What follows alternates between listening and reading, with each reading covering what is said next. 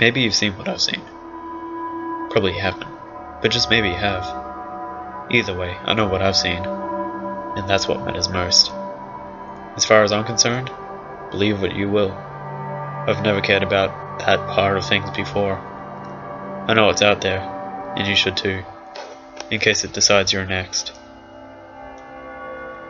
I have no recollection of when the first time I saw it was. As far as I can remember, it was always there. I do know that it first started while living with my grandparents, but actually nailing down when its first appearance was is a bit difficult. We, my little sister and I, were taken into state custody when I was 4 and were finally returned to our mother a month after my 10th birthday. I can honestly say those years were probably the best of my childhood, but everything has a price, and the price for those years of bliss always came at night. I remember the first time I saw it. I was working out of dead sleep one night. I couldn't figure out what woke me, and I sort of laid there in groggy stupor, trying to gain my bearings. I quickly noticed the urge to pee, so I got up, walked the 5 steps or so it took me to go from my bedroom to the bathroom, and did my business. As I returned to my bedroom, I froze in the doorway. I scanned my room. A feeling, a dread, slowly welling up inside my small child frame. Seeing nothing out of the ordinary, I shrugged it off and climbed back into bed. See, I've always had the habit of falling asleep to horror movies or scary shows, usually Tales from the Crypt, so I chalked it up to the vividly wild imagination and that damned crypt keeper. As the toilet ceased filling its tank and the hissing of running water died out and eventually went mute, I noticed a distinct tapping noise. It sounded like a dog's nails on hard wood floor, except the dogs were all asleep in the front yard, and our floors were carpeted. I was shaken by the noise for a second. I quickly tried to reason in my young mind that I was hearing things, all fueled by my addiction to scary shit. So I pulled my pillow over my head and tried to go back to sleep. That's when the tapping got louder, and its tone changed. It no longer sounded like dog nails on hardwood. It sounded like fingernails tapping on glass. And it sounded like it was coming from above me, coming from my bedroom window. Tentatively, I pulled the pillow from my head and slowly shifted my gaze to the window. What I saw chilled me to the bone. Red eyes glared at me from the other side of the window, malevolence bleeding from them like a stuck pig. Sharp fangs lined a pair of lips that were pulled back like a snarling tiger. Its face was covered with short black fur, and it had a pair of twisted horns sprouted from its forehead. I could make out the shadow of huge, leathery wings coming from its back.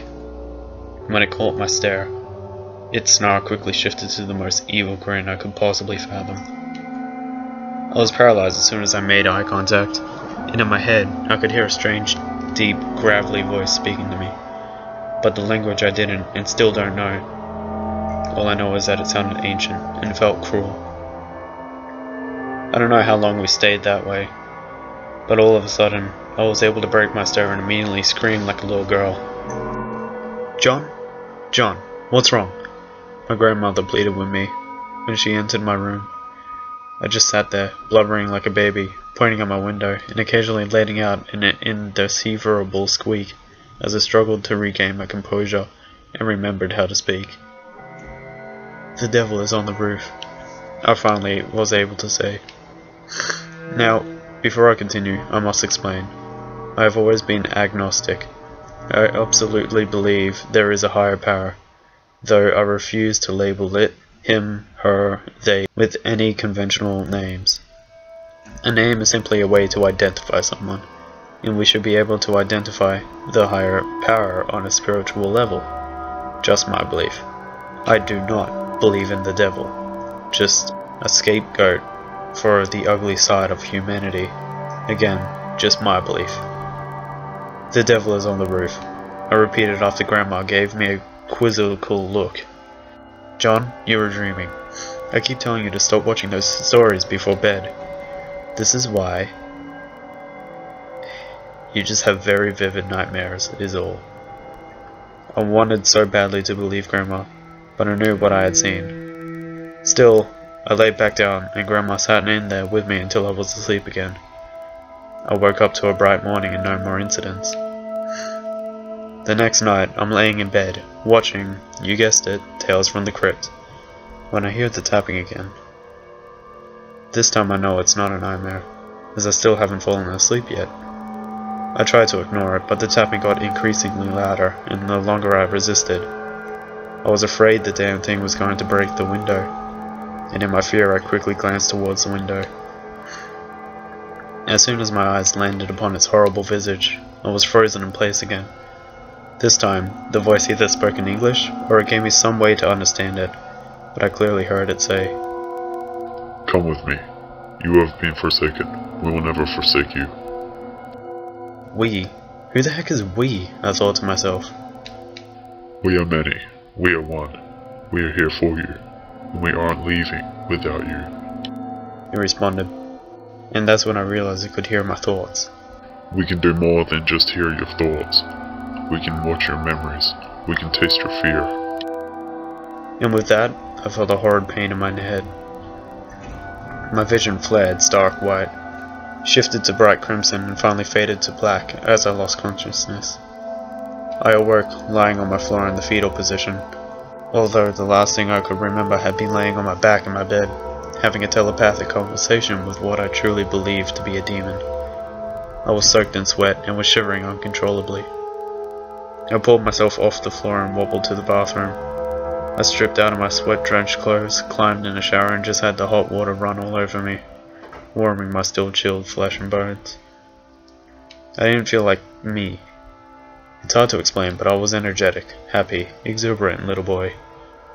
That morning, however, I felt a dark, brooding energy hanging over me. I didn't want to be around people, and even though it was starting to terrify me at night, I didn't want to leave my bedroom all that day. This continued nightly. Every night I would either be awoken or summoned to look by a persistent tapping on my window.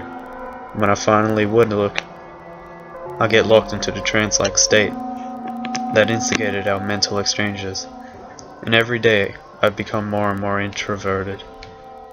One particularly hot summer night, I woke up to an entirely new sound. The tapping had been replaced by a scratching sound. As I slowly opened my eyes, I felt a draft come through my open window. Who opened my window?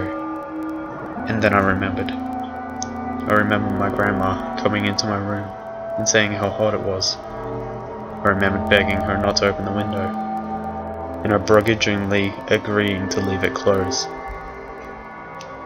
She must have opened it when I fell asleep, and the scratching continued, louder, closer to my head. "Come with me." The gravelling voice, but this time it was audible. I hadn't looked towards my window, using every ounce of my willpower I could muster in the hopes of avoiding that trance-like state. But the shock of actually hearing that voice with my own ears was enough to snap my head around out of surprise. My eyes immediately fixated upon this beast that tormented me nightly. It opened its mouth, and barbed, forked tongue slithered out and flicked the air like a snake. It reached an unproportioned, sinewy arm covered in short black bristles through my window and tried to grab at me. In the process, it broke our stare, and I was able to look from the window and move my body again.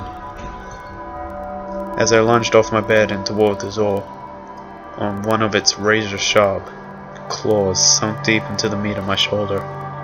I screamed out in sheer agony as its claw tore through skin and muscle, splashing blood across my bedding and one of the walls. Grandma came running to my room, opened the door and froze. I don't know if it was the blood, the beast, a combination of the two, or something else entirely, but she too let out a scream. I heard the hard flap of leathery wings and felt a hard breeze push against my back from the window. Grandpa arrived at my bedroom door, glanced around the room, saw the gore on the bed and wall, and immediately had me up in his arms, rushing me to the truck and then rushing to the hospital. The doctor said I must have snagged my shoulder on a nail in my sleep, but couldn't understand how I could get cut so long, deep and with such a clean cut from a nail. 14 stitches in my shoulder, a tetanus shot, and were sent home with a preventative antibiotic to keep my shoulder from getting infected. That was the last time I ever saw that thing. I know it exists. What is it? I don't know. What it wanted though seems clear. It wanted me. Occasionally, I'll still hear it tapping on my window, like fingernails on glass, despite it being over 20 years since the incident I just wrote about. My skin crawls and my blood runs cold when I hear it.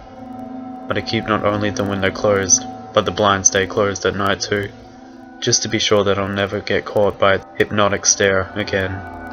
Never hear that horrible voice playing around inside my brain again. It's out there, right now, looking for victims. This much I know for sure, because some nights, after I've fallen asleep, I'll dream things.